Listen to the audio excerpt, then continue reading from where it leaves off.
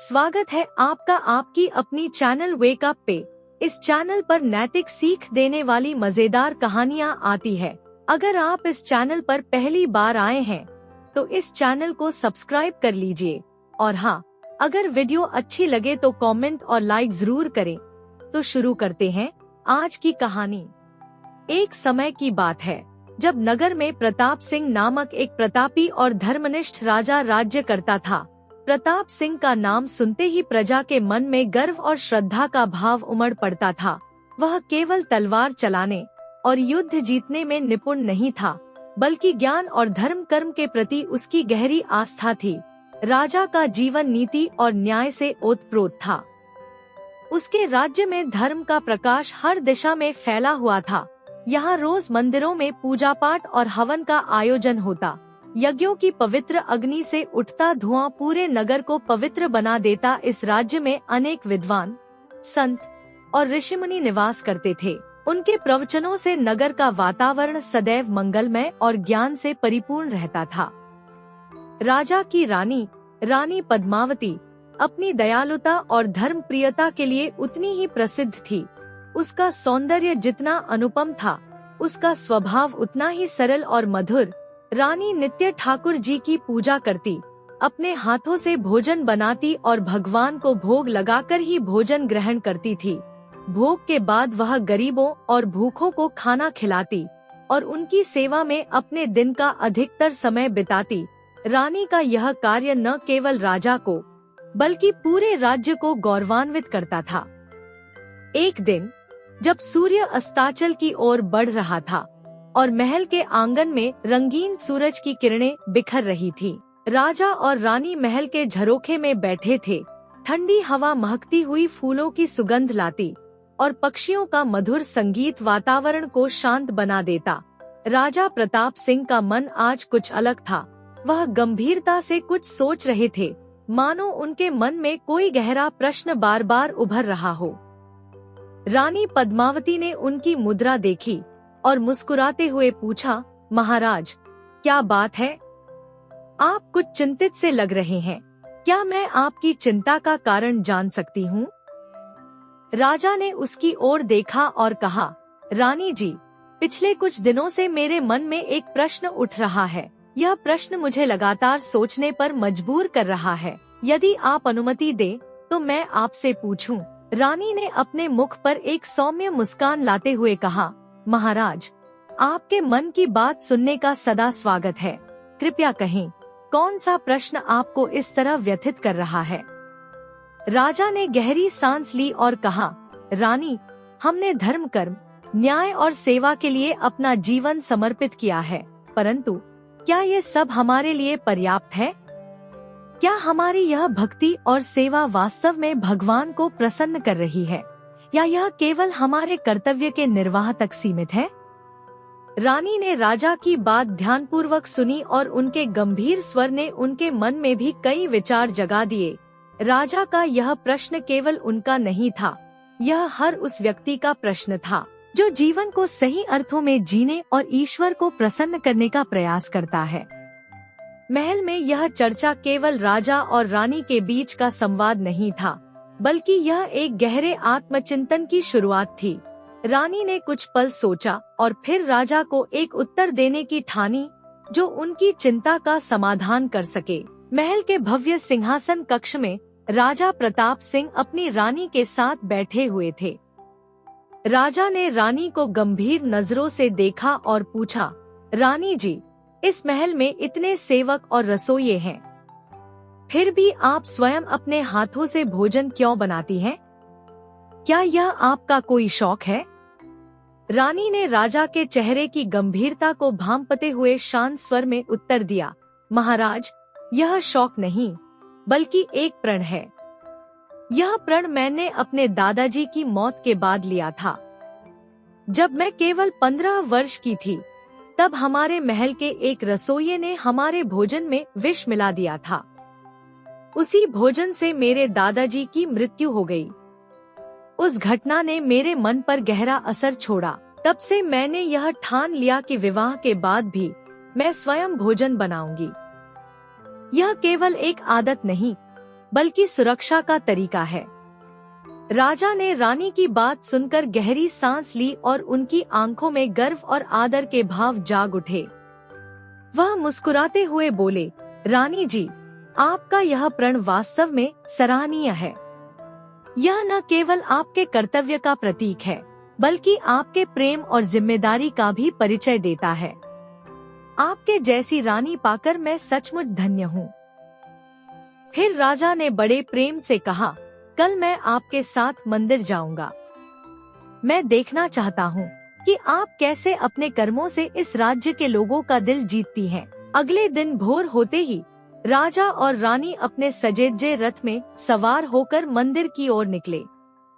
मार्ग के दोनों ओर खड़े प्रजाजनों ने अपने राजा और रानी का स्वागत किया। रानी ने झुकी हुई आंखों और कोमल मुस्कान से सभी का अभिवादन किया। मंदिर पहुंचकर उन्होंने पहले भगवान का आशीर्वाद लिया और फिर रानी ने अपनी साड़ी के पल्लू को कसते हुए रोटियां बांटना शुरू कर दिया। वह एक एक करके गरीबों में रोटियां बांट रही थी। उनकी आंखों में दया और चेहरे पर आत्मिक संतोष का भाव था।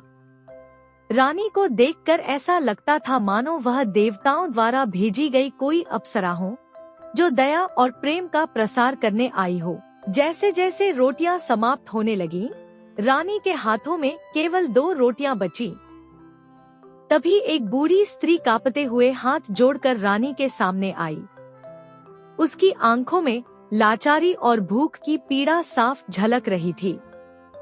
वह विनम्र स्वर में बोली, रानी जी, क्या मुझे भी एक रोटी मिल सकती है? मैं सुबह से भूखी हूँ। रानी ने उस स्त्री को ध्यान से देखा। उसकी दशा ने रानी का हृदय पिघला दिया। वह मुस्कुराते हुए बोली, हाँ माता जी, क्यों नहीं, यह लो। भगवान तुम्हारी भूख मिटाए और तुम्हें सुख शांति दे। रानी ने जैसे ही रोटी उस स्त्री को दी, उसके चेहरे पर संतोष का प्रकाश फैल गया।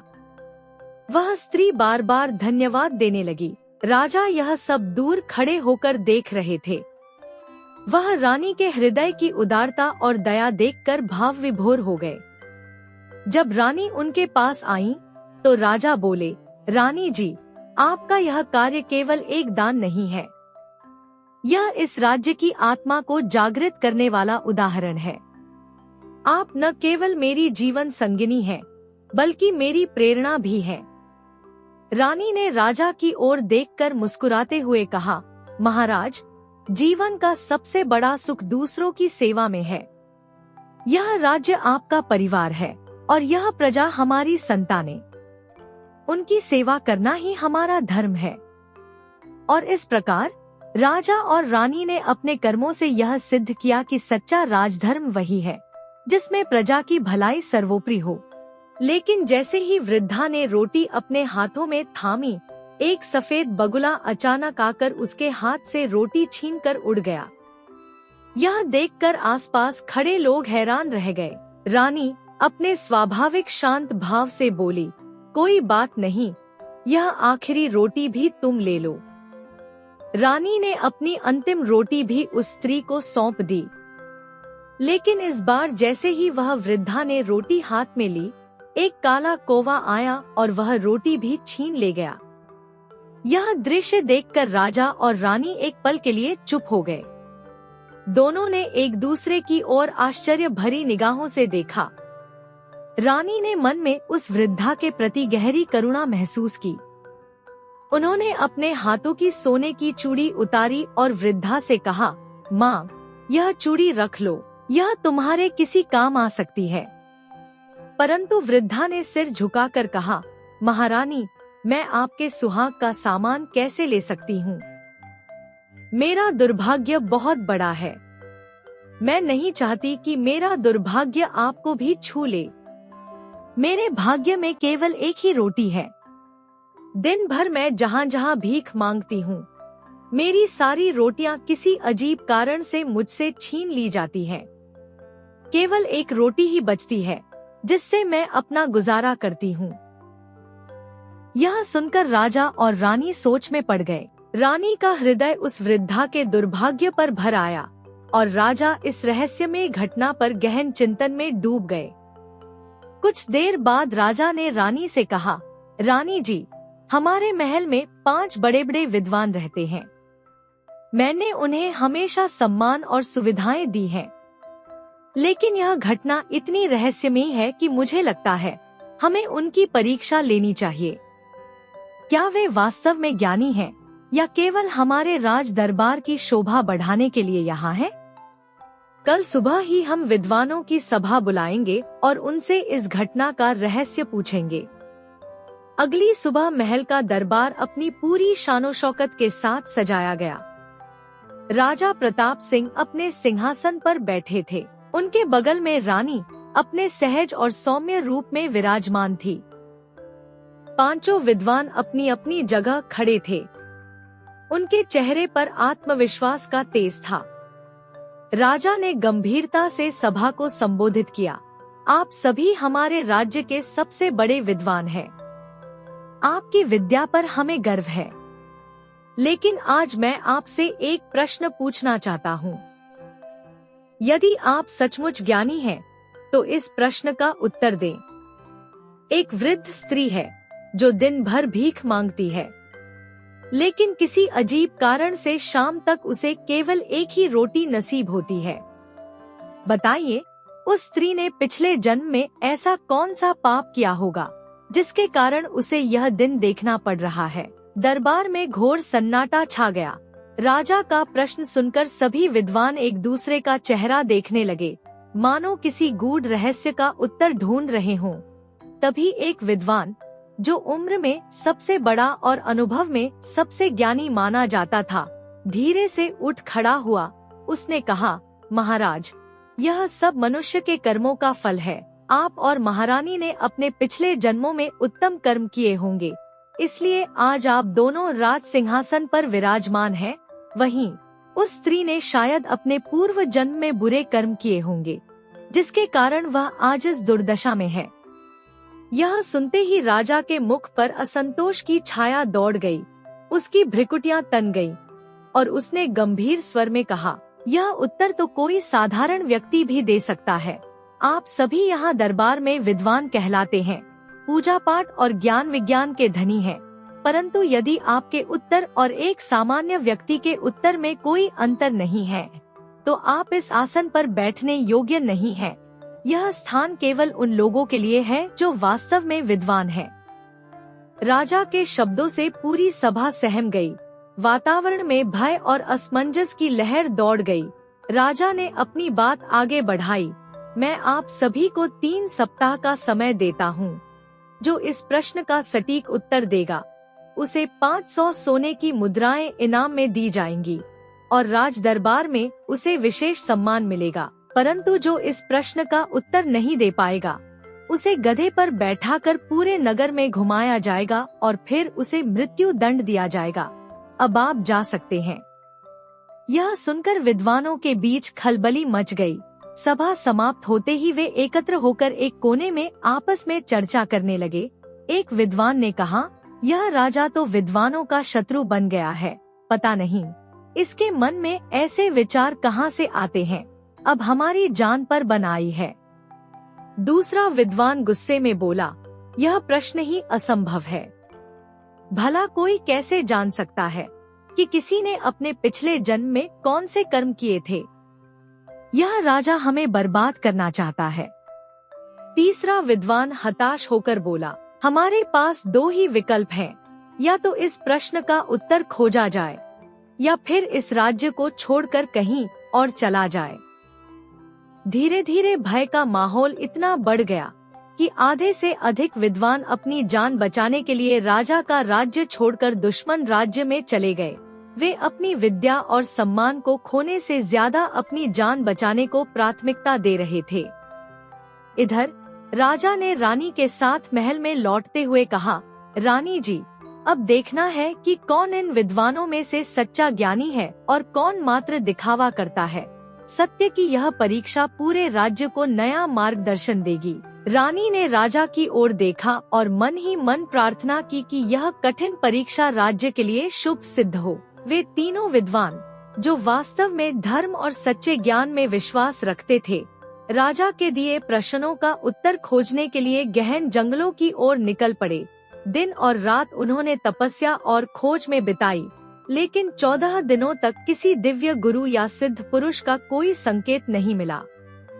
जंगल की गहराई में चलते चलते थकावट और निराशा ने उनके हौसले तोड़ने शुरू कर दिए। उनमें से एक ब्राह्मण ने निराश स्वर में कहा, मुझे तो लगता है कि यह सब बेकार है। राजा हमें पूरे गांव में अपमानित करके ही मानेगा और अंत में हमें मृत्यु दंड मिलेगा। इससे बेहतर है कि हम वापस महल लौट चलें और अपना भाग्य स्वीकार कर लें। दूसरे ब्राह्मण ने गंभीर स्वर में उत्तर दिया, भाई, यदि हम यूं ही खाली हाथ लौट गए तो राजा की क्रोधाग्नि से बचना असंभव होगा। उसने स्पष्ट कहा है कि हमें तीनों प्रश्नों का उत्तर चाहिए। ऐसे में गुरुजी ही हमारी आखिरी उम्मीद है। हमें उनके ज्ञान और आशीर्वाद पर भरोसा रखना होगा। तीसरा ब्राह्मण, जो गुरुजी के प्रति अपार श्रद्धा रखता था, विनम्रता से उनके चरणों में बैठ गया और बोला, गुरुजी, आपकी कृपा ही हमें बचा सकती है। हमें आपका मार्गदर्शन चाहिए। कृपया हमें इस संकट से उबारें। गुरुजी, जो तपस्वी और गंभीर स्वभाव के थे, ने अपनी आंखें बंद कर एक गहरी सांस ली। कुछ पल मौन रहने के बाद उन्होंने गंभीर स्वर में कहा, यह संसार कर्मों के नियम पर चलता है। राजा के प्रश्न सरल हैं, परंतु उनके उत्तर ब्रह्मांड के गूढ़ रहस्यों में छिपे हैं। यदि तुम सच में अपनी जान बचाना चाहते हो तो मुझे राजा के दरबार तक ले चलो। मैं स्वयं राजा को उत्तर दूंगा। उनकी बात सुनकर तीनों ब्राह्मणों में नई ऊर्जा का संचार हुआ। वे गुरुजी को आदरपूर्वक अपने साथ लेकर महल की ओर चल पड़े। महल में जब राजा को सूचना मिली कि गुरुजी विद्वानों के साथ आ पहुँचे हैं, तो राजा ने उनका भव्य स्वागत किया। दरबार को सजाया गया और राजा अपने सिंहासन पर बैठ गया। गुरुजी अपने तेजस्वी व्यक्तित्व और गंभीर मुद्रा में दरबार के बीचों बीच आए। राजा ने उनकी ओर देखते हुए विनम्र स्वर में पूछा, गुरुजी, क्या आप मेरे तीनों प्रश्नों का उत्तर लाने में सफल हुए हैं? गुरुजी ने राजा को स्थिर और गंभीर नजरों से देखा। उनकी आंखों में गहन शांति और ज्ञान का प्रकाश था। उन्होंने कहा, हे राजा, तुमने इन ब्राह्मणों को व्यर्थ ही कष्ट दिया है। तुम्हारे प्रश्न जीवन और मृत्यु, कर्म और भाग्य के गूढ़ रहस्यों से जुड़े हैं। ये प्रश्न कठिन जरूर हैं, परंतु इनके उत्तर इस संसार में मौजूद हैं। राजा, जो गुरुजी की गूढ़ बातों से प्रभावित हुआ, थोड़ा झुककर बोला, गुरुजी, यदि यह सत्य है तो कृपया मुझे उन उत्तरों से अवगत कराएं। मैं आपके ज्ञान को सुनने के लिए आतुर हूँ। गुरुजी ने गहरी सांस ली और गंभीर स्वर में कहा, राजन, उत्तर तुम्हें मिलेगा, परंतु तुम्हें पहले अपनी जिज्ञासा के पीछे छिपे उद्देश्य को समझना होगा। सत्य केवल ज्ञान से नहीं, आचरण और विवेक से प्रकट होता है। तुम्हारे प्रश्नों का उत्तर सृष्टि के नियमों के अनुसार है। यदि तुम धैर्य रखोगे तो सत्य स्वयं तुम्हारे सामने प्रकट होगा। दरबार में सन्नाटा छा गया। हर कोई गुरुजी के अगले शब्द सुनने के लिए अधीर था। राजा, जो अब उनकी बातों में गहरी दिलचस्पी ले चुका था, विनम्रता से बोला, गुरुजी, कृपया विस्तार से बताएं। मैं सत्य को जानने के लिए पूरी तरह तैयार हूँ। गुरुजी ने राजा की आंखों में झांका और मुस्कुराते हुए कहा, हे राजन, सत्य प्रकट होगा, पर उसके लिए तुम्हें पहले कुछ परिस्थितियों का सामना करना होगा। यह कहकर उन्होंने राजा और दरबार को उनकी आगे की परीक्षा के लिए तैयार रहने को कहा। राजा ने उत्सुकता और श्रद्धा से भरकर तपस्वी को प्रणाम किया। तपस्वी, जिनके चेहरे पर दिव्य तेज और मनोहारी मुस्कान थी, राजा को देखकर बोले, आओ राजन, तुम्हारा इस तपोवन में स्वागत है। मैं जानता हूँ कि तुम कोई साधारण जिज्ञासा लेकर यहाँ नहीं आए हो। बताओ, ऐसा कौन सा प्रश्न है जो तुम्हारे मन को इतने दिनों से बेचैन कर रहा है? राजा ने विनम्रता से सिर झुकाकर कहा, हे महात्मन, मैं आपकी शरण में इसलिए आया हूँ क्योंकि मेरे मन में 3 गहरे प्रश्न हैं। एक स्त्री है जो दिन भर भीख मांगती है, परंतु अजीब बात यह है कि वह चाहे जितनी भी रोटियां प्राप्त करे, दिन के अंत तक उसके पास केवल एक ही रोटी बचती है। ऐसा क्यों है? वह कौन से कर्मों के प्रभाव में है जो उसे इस दुर्भाग्यपूर्ण जीवन का सामना करना पड़ रहा है? राजा की आवाज में गहरी करुणा और जिज्ञासा थी। उन्होंने आगे कहा, हे महात्मा, मेरा दूसरा प्रश्न यह है कि मैंने कौन से ऐसे पुण्य किए हैं जो मुझे इस समृद्ध राज्य का राजा बनाया गया? और मेरी पत्नी जो इतनी धर्मपरायण है, उसे स्वयं अपने हाथों से भोजन बनाना क्यों पड़ता है? क्या यह भी हमारे पूर्व जन्मों के कर्मों का परिणाम है? तपस्वी राजा की बात ध्यानपूर्वक सुनते रहे। उनकी आंखों में गहरी समझ और अनुभव का प्रकाश झलक रहा था। उन्होंने अपनी आंखें बंद की, जैसे ध्यान में कुछ दिव्य दृष्टि प्राप्त कर रहे हों। कुछ पलों की शांति के बाद तपस्वी ने गहरी सांस लेते हुए राजा की ओर देखा और गंभीर स्वर में बोले, राजन, तुम्हारे प्रश्नों के उत्तर मेरे बस से परे हैं। मुझे केवल 6 महीने पीछे या आगे देखने की सिद्धि प्राप्त है, किंतु तुम्हारे प्रश्नों का समाधान कोई और दे सकता है। राजा ने आश्चर्य और जिज्ञासा से पूछा, महाराज, वह कौन है जो मेरे प्रश्नों का उत्तर दे सकता है? कृपया मुझे उसका नाम बताइए। तपस्वी ने मुस्कुराते हुए कहा, राजन, उत्तर तुम्हें एक सेठ के पुत्र से मिलेगा, लेकिन ध्यान रखना, उसके पास समय बहुत कम है। वह बालक कल इस संसार को छोड़ देगा। यदि तुम शीघ्र ही वहाँ नहीं पहुँचे, तो उत्तर तुम्हें कभी नहीं मिलेगा। राजा का मन चकित और व्याकुल हो उठा। उन्होंने पूछा, महाराज, वह बालक कहाँ मिलेगा? तपस्वी ने धीरे से कहा, उत्तर दिशा में 10 कोस दूर एक गांव है। वहाँ तुम एक समृद्ध सेठ का घर देखोगे। उस घर में तुम्हें एक 5 वर्ष का बालक मिलेगा। उसके पास जाकर कहना, बड़े भैया, मेरे 3 प्रश्नों का उत्तर दीजिए। वह तुम्हारे हर प्रश्न का समाधान कर देगा। यह सुनते ही राजा ने तपस्वी को प्रणाम किया और तुरंत ही उस गांव की ओर प्रस्थान कर गए। दिन भर की कठिन यात्रा के बाद राजा उस गांव पहुँचे। शाम हो चुकी थी और आसमान में सुरमई रंग फैल गए थे। गांव के मुख्य द्वार पर पहुंचकर उन्होंने सेठ का पता पूछा। सेठ का घर गांव का सबसे बड़ा और भव्य घर था, लेकिन उस पर अजीब सी उदासी छाई हुई थी। राजा ने मुख्य द्वार पर दस्तक दी। एक वृद्ध नौकर ने दरवाजा खोला और राजा को देखते ही सेठ को सूचना दी। सेठ, जो पहले से ही चिंता में डूबा हुआ था, बाहर आया। राजा ने कहा, मैं राजा धर्मवीर हूँ और मैं आपके पुत्र से कुछ महत्वपूर्ण बात करने आया हूँ। मुझे उससे अकेले में बात करनी है। सेठ की आंखों में दुख की लहर दौड़ गई। उसने धीमे स्वर में कहा, महाराज, मेरा पुत्र कई दिनों से अस्वस्थ है। वैद्य कहते हैं कि उसके पास अधिक समय नहीं बचा, लेकिन आप हमारे घर आए हैं, यह हमारा सौभाग्य है। कृपया भीतर आइए। राजा ने भारी मन से सेठ के साथ घर के भीतर प्रवेश किया। वहाँ एक कोने में लकड़ी के छोटे पलंग पर 5 वर्ष का बालक लेटा हुआ था। उसका चेहरा मुरझाया हुआ था, लेकिन उसकी आंखें गहरी और ज्ञान से भरी हुई थी। कमरे में गहन शांति थी। राजा धीरे धीरे बालक के पास पहुँचे और उसकी ओर झुकते हुए कहा, बड़े भैया, मैं दूर से आपके पास अपने 3 प्रश्नों का उत्तर जानने आया हूँ। कृपया मुझे मेरे सवालों के जवाब दीजिए। बालक ने धीरे से अपनी आंखें खोली। उसकी नजरों में अजीब सी चमक थी, मानो वह सब कुछ जानता हो। उसने मुस्कुराते हुए राजा की ओर देखा और कहा, राजन, अपने प्रश्न पूछो। जो कुछ मैं जानता हूँ वह तुम्हें अवश्य बताऊंगा। राजा बालक के इस आत्मविश्वास को देखकर स्तब्ध रह गए। उन्होंने विनम्रता से कहा, बड़े भैया, मैं आपके उत्तरों का इंतजार करूंगा। कृपया मुझे मेरे सवालों का समाधान दीजिए। और इसी तरह एक असाधारण ज्ञान और करुणा से भरी वार्ता का आरंभ हुआ। बालक ने धीरे से मुस्कुराते हुए कहा, ठीक है राजन, अपने प्रश्न बताओ, लेकिन जल्दी करो, मेरे पास समय बहुत कम है। राजा ने आदर पूर्वक कहा, बड़े भैया, मेरे 3 प्रश्न हैं।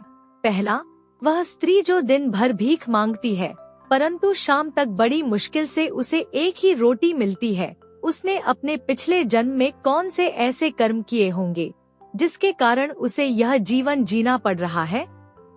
दूसरा, मैंने कौन से पुण्य किए होंगे जिसके कारण इस जन्म में मैं राजा बना? और तीसरा, मेरी रानी अपने सत्कर्मों से रानी तो बन गई परंतु आज भी उसे रसोई के कामों से मुक्ति नहीं मिली। हमें इन प्रश्नों के उत्तर चाहिए। बालक ने गंभीरता से राजा की ओर देखा और फिर शांत स्वर में कहा, ध्यानपूर्वक सुनो राजन, मैं तुम्हारे इन तीनों प्रश्नों का उत्तर दूंगा, पर पहले यह जान लो कि जो कर्म तुमने, मैंने और उस स्त्री ने किए हैं उनका ही फल आज हम सब भोग रहे हैं। मैं तुम्हें हमारे पिछले जन्म की कहानी सुनाता हूँ। बालक ने अपनी आंखें बंद की, मानो वह अतीत के किसी गहरे रहस्य में उतर रहा हो। फिर उसने बोलना शुरू किया, हम 3 भाई थे, तुम, मैं और वह स्त्री। हम एक वृद्ध मुनि के आश्रम में रहते थे और उनकी सेवा करते हुए शिक्षा ग्रहण करते थे। मुनिवर बहुत ज्ञानी और तपस्वी थे। उन्होंने हमें न केवल विद्या दी बल्कि धर्म और सेवा का महत्व भी समझाया। उनके आदेशानुसार हमें भिक्षा मांगकर भोजन लाना पड़ता था। जिस दिशा में गुरुवर जाने को कहते, हम उसी दिशा में जाते। एक दिन गुरुवर ने कहा, आज उत्तर दिशा की ओर जाकर भिक्षा मांगो। उत्तर दिशा में एक छोटा सा गांव था जहां एक अत्यंत गरीब स्त्री रहती थी। उसके पास खुद खाने को पर्याप्त भोजन नहीं था परंतु वह हमारे लिए भोजन बनाती थी। उसने न केवल हमें प्रेम पूर्वक खिलाया बल्कि हमारे लिए अलग से भोजन बांधकर भी दिया। उस स्त्री के हृदय में छोटे भाई के प्रति विशेष स्नेह था। राजा आश्चर्यचकित होकर बोला, छोटा भाई, वह कौन था? बालक ने हल्की मुस्कान के साथ कहा, राजन, वह छोटा भाई तुम थे। उस स्त्री ने जो भोजन हमें दिया, तुमने उसे स्वयं न खाकर हमेशा गुरुवर को अर्पित किया।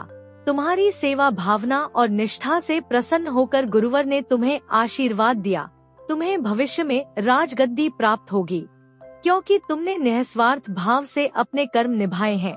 यह तुम्हारे राजा बनने का कारण है। गुरुवर ने एक दिन शिष्यों को आदेश दिया, आज तुम सब दक्षिण दिशा में भिक्षा मांगने जाओ। शिष्य एक दूसरे की ओर चिंता भरी नजरों से देखने लगे। सबसे बड़े भाई ने कहा, गुरुवर ने हमें दक्षिण दिशा में भेजा है लेकिन वहाँ तो दुर्जनों का गांव है, वहाँ से हमें कोई भिक्षा नहीं देगा, लोग हमें डांटकर भगा देंगे। फिर भी अपने गुरु की आज्ञा का पालन करना शिष्यों का धर्म था। वे सब अपनी चिंताओं को परे रखकर दक्षिण दिशा की ओर चल पड़े। गांव में पहुंचकर उन्होंने एक एक घर के दरवाजे पर जाकर विनम्रता से भिक्षा मांगी। देवी, कृपया हमें कुछ भोजन का दान दे। लेकिन हर बार उन्हें खाली हाथ लौटाया गया। गांव के लोगों ने उनकी प्रार्थनाओं को न केवल ठुकरा दिया बल्कि कई बार अपमानित भी किया। अंततः निराश होकर छोटे भाई ने गहरी सांस लेते हुए कहा, भैया, हमें तो कहीं से भी भिक्षा नहीं मिली, अब हम गुरुवर को क्या अर्पित करेंगे? बड़े भाई ने उसके कंधे पर हाथ रखकर सांत्वना दी, छोटे, निराश मत हो, देखो वहाँ एक घर है, हो सकता है वहाँ से कुछ मिल जाए। वह घर एक वेश्या का था। छोटे भाई ने थोड़ा झिझकते हुए कहा, भैया, हमें यह नहीं देखना चाहिए कि वह कौन है, हमारा धर्म है कि हम विनम्रता से भिक्षा मांगे और अपना कर्म करें। उन्होंने घर के दरवाजे पर जाकर आवाज लगाई, देवी, कृपया बाहर आइए। थोड़ी देर बाद एक सुंदर लेकिन थकी हुई आंखों वाली महिला बाहर आई। उसने कठोर स्वर में पूछा, क्या चाहिए तुम्हें? शिष्य झुककर बोले, देवी, हम भिक्षा मांगने आए हैं, कृपया हमारे लिए कुछ भोजन का प्रबंध करें। महिला ने पहले तो उन्हें कड़ी नजरों से देखा और कहा, मेरे पास तुम्हें देने के लिए कुछ नहीं है। लेकिन शिष्यों की विनम्रता और बार बार की प्रार्थना ने उसके हृदय को पिघला दिया। वह भीतर गई और थोड़ी देर बाद 3 रोटियां लेकर आई। लेकिन जैसे ही वह रोटियां लेकर बाहर आई, उसने 2 रोटियों को खुद खा लिया और तीसरी रोटी को अपने हाथों से तोड़कर झूठा कर दिया। उसने उस रोटी के 3 टुकड़े बनाए। और शिष्यों की झोली में डाल दिए। यह देखकर दो बड़े भाई क्रोधित हो उठे। उन्होंने आपस में कहा, यह तो घोर अपमान है। यह महिला हमें झूठी रोटियां खिलाकर हमारा उपहास कर रही है। वे तुरंत उन रोटियों के टुकड़ों को वहीं फेंककर वापस लौट गए। लेकिन छोटे भाई के मन में कुछ और ही विचार थे। उसने उन रोटियों के टुकड़ों को आदर पूर्वक उठाया और उन्हें आश्रम में ले जाकर अपने गुरुवर को अर्पित कर दिया। छोटा शिष्य गुरुवर के चरणों में बैठकर बोला, गुरुवर, यह भिक्षा हमने दक्षिण दिशा से प्राप्त की है, कृपया इसे स्वीकार करें। गुरुवर ने मुस्कुराकर आशीर्वाद दिया और कहा, खुश रहो पुत्र। उस छोटे शिष्य का यह भाव देखकर गुरुवर की आंखें चमक उठीं। उन्होंने महसूस किया कि छोटे भाई ने सच्चे कर्म, श्रद्धा और समर्पण का अद्वितीय उदाहरण प्रस्तुत किया है। इस कर्म का प्रभाव आने वाले जन्मों में हर किसी को मिलने वाला था। अगले दिन सुबह भोर होते ही मुनिवर ने अपने शिष्यों को पास बुलाया। उनका चेहरा शांत था, लेकिन शब्दों में दृढ़ता झलक रही थी। उन्होंने आदेश दिया, आज तुम्हें पूर्व दिशा में जाकर भिक्षा मांगनी है। शिष्य आदेश सुनकर थोड़ा हैरान हुए, क्योंकि उन्हें पता था कि पूर्व दिशा में विद्वानों का गांव है। सबसे बड़े शिष्य ने झिझकते हुए कहा, गुरुवर, विद्वानों का गांव है, लेकिन वहाँ के लोग साधुओं को देखकर दरवाजे बंद कर लेते हैं। ऐसे में हमें भिक्षा कैसे मिलेगी? मुनिवर ने मुस्कुराकर कहा, तुम्हें वहाँ जाना है, बस यही मेरा आदेश है। याद रखना, कभी कभी दूसरों की परीक्षा लेने से अधिक महत्वपूर्ण यह होता है कि स्वयं को परखो। जाओ और अपनी तपस्या को सार्थक करो। तीनों शिष्य गुरु का आदेश मानकर पूर्व दिशा की ओर निकल पड़े। गांव पहुंचकर उन्होंने हर घर के द्वार पर जाकर विनम्रता से आवाज दी, भिक्षाम देहि, लेकिन हर बार दरवाजा उनके चेहरे पर बंद हो जाता। छोटे भाई ने निराश होकर कहा, भैया, यहाँ कोई हमारी सहायता नहीं करेगा, हम वापस लौट चलते हैं। मगर तभी एक महिला ने अपने घर की खिड़की से झांका। उसकी आंखों में करुणा थी। वह अपने पति से छिपकर एक थाली में रोटियां और कुछ सब्जी लेकर आई और उन्हें चुपके से शिष्यों को पकड़ा दिया। बड़ा भाई बोला, देखो छोटे, भगवान हमेशा किसी न किसी रूप में हमारी सहायता करते हैं, हमें कभी हार नहीं माननी चाहिए। अगली सुबह मुनिवर ने शिष्यों से कहा, आज तुम्हें पश्चिम दिशा में जाकर भिक्षा मांगनी है। छोटे शिष्य का चेहरा सफेद पड़ गया। वह घबराकर बोला, गुरुवर, पश्चिम दिशा में तो बदमाश लोग रहते हैं, वे हमें मारते पीटते हैं और हमारी झोली भी छीन लेते हैं। मुनिवर ने गंभीर स्वर में कहा, डर मत, यह मेरी आज्ञा है। सत्य के मार्ग पर चलने वालों को कठिनाई से नहीं डरना चाहिए। जाओ और भिक्षा मांगो। तीनों भाई आदेश का पालन करने के लिए निकल पड़े। पश्चिम दिशा में पहुंचकर उन्होंने हर घर के दरवाजे पर दस्तक दी, लेकिन बदमाशों ने न सिर्फ उन्हें दुत्कारा, बल्कि उनकी झोलियां छीनकर फेंक दी। एक आदमी ने तो उनका मजाक उड़ाते हुए कहा, जाओ और यहाँ से कभी लौटकर मत आना, तुम जैसे याचक हमारी बस्ती में नहीं आते। दिन भर भटकने के बाद भी उनके हाथ खाली थे। थककर शाम को तीनों भाई एक पेड़ के नीचे बैठ गए। छोटे भाई ने कहा, भैया, लगता है हमें आज भूखा ही सोना पड़ेगा। मैंने ऐसा कठिन दिन पहले कभी नहीं देखा। बड़े भाई ने उसे सांत्वना देते हुए कहा, छोटे, शायद यह हमारे धैर्य की परीक्षा है।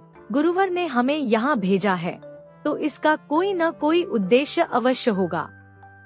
छोटे भाई ने असहाय होकर कहा, भैया, भूखे पेट सोना मेरे लिए सबसे कठिन है, लेकिन अगर यही हमारी परीक्षा है तो इसे सहना ही होगा। तीनों भाई खाली झोलियों के साथ आश्रम लौटे और मुनिवर के चरणों में बैठ गए।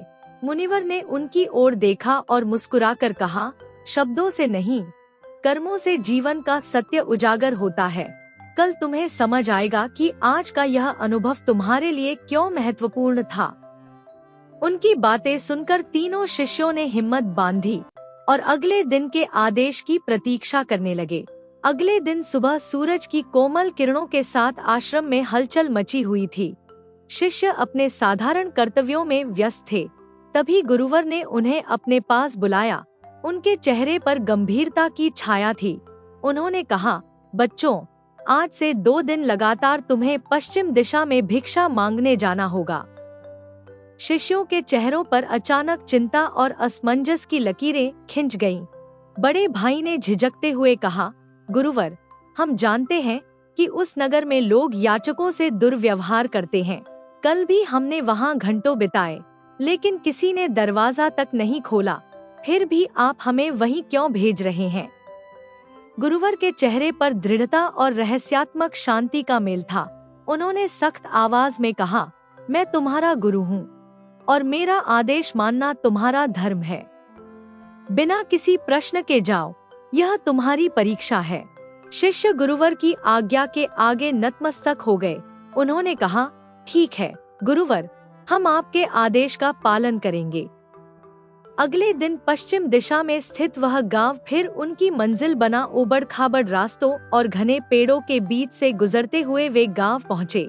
जैसे ही उन्होंने पहले घर पर दस्तक दी, अंदर से किसी ने खिड़की खोलकर झांक लिया और झट से उसे बंद कर लिया। शिष्य निराश होकर अगले घर की ओर बढ़े, लेकिन हर जगह यही स्थिति थी। दिन ढलने लगा था। भूख और थकावट से उनकी चाल धीमी पड़ गई थी। छोटे भाई ने हताश होकर कहा, भैया, हमें तो एक दाना भी नहीं मिला। शायद गुरुवर जानते हैं कि यहाँ हमें कुछ नहीं मिलेगा। फिर भी बड़े भाई ने उसकी बात काटते हुए कहा, चुप रहो छोटे, हम गुरुवर का आदेश मानकर लौटते हैं। वह जो करेंगे हमारे भले के लिए ही करेंगे। दूसरे दिन सूरज की पहली किरण के साथ वे फिर उस गांव की ओर चल पड़े। भूखे पेट और थके शरीर के बावजूद उनके दिल में उम्मीद की किरण थी। उन्होंने पूरे गांव का चक्कर लगाया, लेकिन नतीजा वही निकला, दरवाजे बंद, खिड़कियां बंद। दिन ढलने के बाद तीनों शिष्य गांव के बाहरी छोर पर बैठ गए। छोटे भाई की आंखों में आंसू थे। उसने कहा, भैया, 2 दिन से हम भूखे हैं। लगता है गुरुवर हमें सिखाना चाहते हैं कि भूखे रहकर भी धैर्य रखना चाहिए। बड़े भाई ने उसके सिर पर हाथ फेरते हुए कहा, धैर्य रखो छोटे, जो होगा अच्छा ही होगा। तीसरे दिन भी वे उसी गांव पहुँचे। उनका मन खाली झोली और भूख से हताश था, लेकिन गुरुवर के आदेश के प्रति समर्पण ने उन्हें गांव तक खींच लाया। आज कुछ अलग हुआ। एक वृद्ध महिला ने उन्हें आते हुए देखा। वह कमजोर थी, लेकिन उसकी आंखों में दया झलक रही थी। उसने पास आकर कहा, बेटा, मैं 2 दिनों से तुम्हें देख रही हूँ। तुम्हारी हालत देखकर मुझसे रहा नहीं गया। मैं तुम्हारे लिए 3 रोटियां लाई हूँ। ये लो, खा लो। शिष्यों की आंखों में आभार के आंसू थे। उन्होंने रोटियां लेते हुए कहा, माता, आपने हमें नया जीवन दिया है। 2 दिनों से भूख से व्याकुल थे।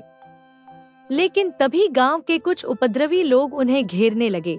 उनमें से एक ने कहा, अरे ये भिखारी हमारी बस्ती की रोटियां लूट रहे हैं, छीन लो इनसे।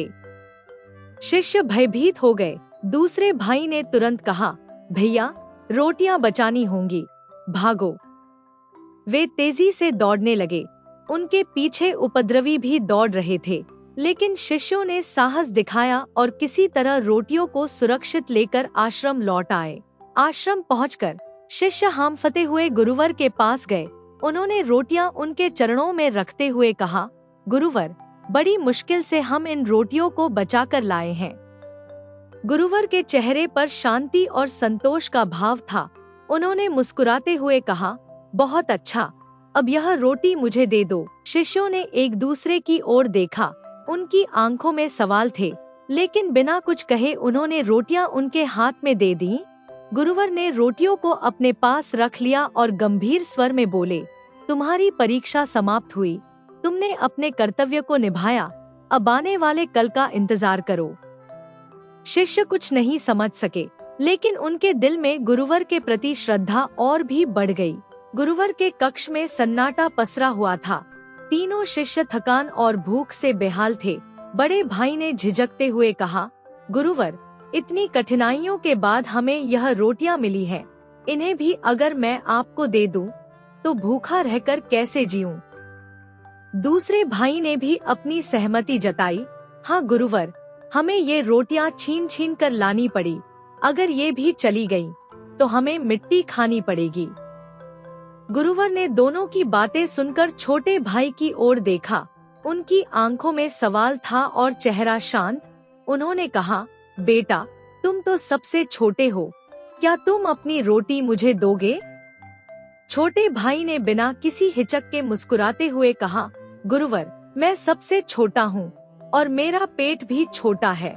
मेरी भूख पानी पीकर मिट जाएगी। आप मेरी रोटी ले लीजिए। गुरुवर का चेहरा खिल उठा। उन्होंने छोटे भाई के सिर पर हाथ फेरते हुए कहा, तुमने मुझे अपनी रोटी देकर यह सिद्ध कर दिया है कि सच्चा त्याग क्या होता है। तुम्हारा हृदय बहुत कोमल और पवित्र है। मैं अत्यंत प्रसन्न हुआ हूँ। यह केवल एक परीक्षा थी और तुमने इसे सफलतापूर्वक उत्तीर्ण किया। मैं तुम्हें आशीर्वाद देता हूँ कि अगले जन्म में तुम एक प्रतापी राजा बनोगे, जिसे समस्त संसार याद करेगा। गुरुवर ने फिर बड़े भाई की ओर देखा और गंभीर स्वर में बोले, बेटा, तुम अगले जन्म में एक महात्मा बनोगे, परंतु तुम्हारा जीवन कठिनाइयों से भरा होगा। तुम्हें हर रोटी के लिए संघर्ष करना पड़ेगा और कई बार तुम्हें मिट्टी तक खानी पड़ेगी।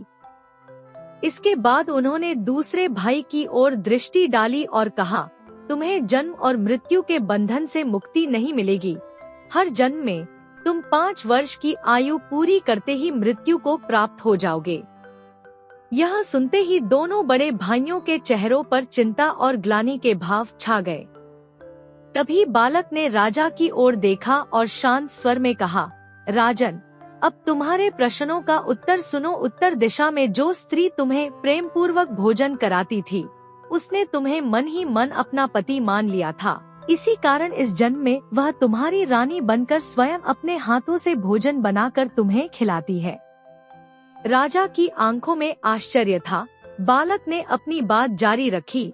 दक्षिण दिशा में जो वेश्या थी, उसने तुम्हारे सामने ही रोटी खाई थी और तुम्हें झूठा भोजन दिया था। उसी कारण वह इस जन्म में एक भिक्षुक स्त्री बनकर दिन भर भिक्षा मांगने के बावजूद एक रोटी के लिए तरसती है।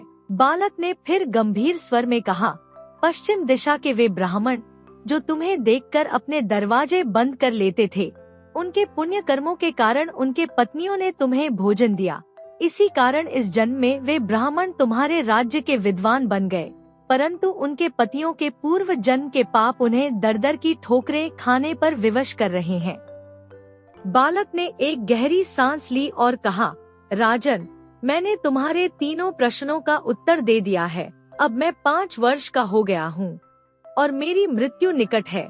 तुम्हें अपने राज्य लौट जाना चाहिए। राजा ने बालक को कृतज्ञता से देखा और कहा, हे महात्मन, आपने मेरे जीवन के सबसे बड़े प्रश्नों का उत्तर देकर मुझे सत्य का बोध कराया। मैं आपका सदा आभारी रहूंगा।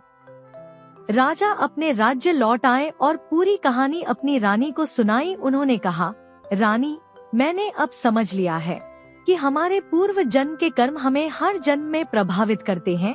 हमारे कर्मों का फल हमें इस जीवन में भोगना ही पड़ता है। उस दिन से राजा ने यह निश्चय किया कि वह अपने वर्तमान जीवन में केवल अच्छे कर्म करेंगे, ताकि उनका भविष्य भी उज्जवल हो। दोस्तों, उम्मीद है आपको यह कहानी अच्छी लगी होगी। तो जाते जाते प्लीज इस वीडियो को लाइक और चैनल को सब्सक्राइब करते हुए जाइए। धन्यवाद।